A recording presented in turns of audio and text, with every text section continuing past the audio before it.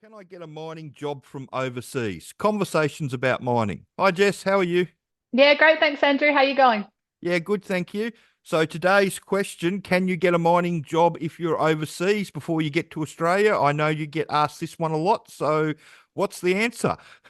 Technically, no. No, you cannot. Um, you cannot get a job. Even if you're applying where you're from overseas, you're not going to do yourself any favors. You're not going to get ahead of the game because you're going to be rejected. You're not going to be successful in those applications, and it's just, yeah, you're not doing yourself any favors.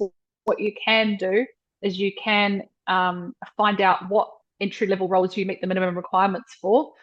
Even if you're an experienced like mining operator or mining professional in another country, it doesn't always mean that that experience is going to transfer over here because the safety and the standards and maybe how we do things is a little bit different. So it's definitely good to find out what roles you are eligible for over here, and then obviously do the training. Do the training with Andrew. Do the three-step plan. Do the DIY. And actually educate yourself before you get here. You can do all of this before you come. We can do your resume for you. And then when you get off the plane, you are ready to go. You're not going to spend those first 3, 4, 5, 6 weeks sitting here not making any money looking for that job. You can literally get off the plane and start applying the minute you arrive. Yep. So that's what we usually suggest that people do. We have a lot of candidates from New Zealand and from all over the world, European countries everywhere, Africa, all over.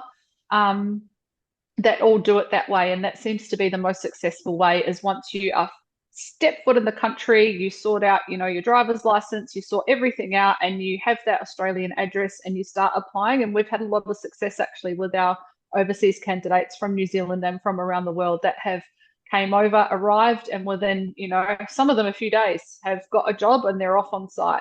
Yep. So yeah, Yeah, but the big thing is being ready when you step foot off the plane.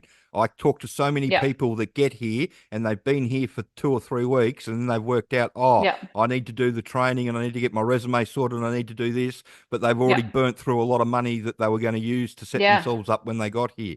And yeah, yeah, the other thing is that before COVID, people used to get jobs from overseas and come over. But since COVID happened, you've got to be basically in the state that the mine's located in for the people to talk to you. yeah, If they're, my rule of thumb is if you're not standing in front of them, they're not really going to be interested in you.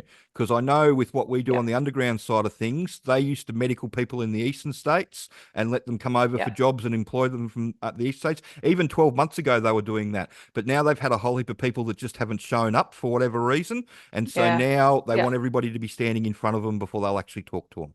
Yeah. And that's the same for New Zealand, unless you're a really specialized, skilled tradesman. I know a lot of boilermakers and fitters and stuff like that have been offered FIFO from New Zealand, but it's very, very few and far between. And if you are one of those people that are eligible to have that type of role, you will know. Yeah. You won't be going, oh, I'm going to come and get a haul truck traineeship, a surface haul truck traineeship, and they're And going they're to going to fly fly me me from back to New New Zealand. Zealand every week. I had a guy, Yeah. well, no, you had a guy asked to fly in and out of America the other week, didn't you? Yeah, I did. Yeah, Yeah, yeah, I yeah, did. I yeah, did. yeah. And Yeah, so it's just crazy, like why the once you get some experience up, I tell people with the underground, it's sort of like senior service crew experience, so leading hand service crew and above. Once you reach hmm, that level, then you're worth the money for them to fly you wherever you want. If you get a shift yeah, boss's ticket or you're a jumbo operator or something like that, they'll fly you from a country town to wherever they've got to get you because you're worth that much money yeah, to them. But until you get the hmm, experience, you just have to, do what they want and you have to be in front of them and you've got to jump through all the hoops, unfortunately. And yeah. there's a You fair do. few hoops at the moment because yeah, it's gold and copper that are looking, and everywhere else is really struggling. And yeah, if you want a Yeah, job, you need to know exactly where to go to get one, yeah, definitely. and be educated and ready to go when you first get here into the country because you don't want to waste a whole heap of time. No, definitely not. And money, like you're just sitting around, it's just you're wasting money.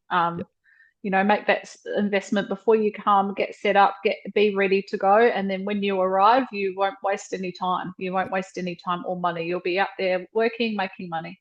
yep, definitely, definitely. All right, so if you've got any more questions, please send them through, and if you could share the video around and like and subscribe the channel. Thanks. Thanks.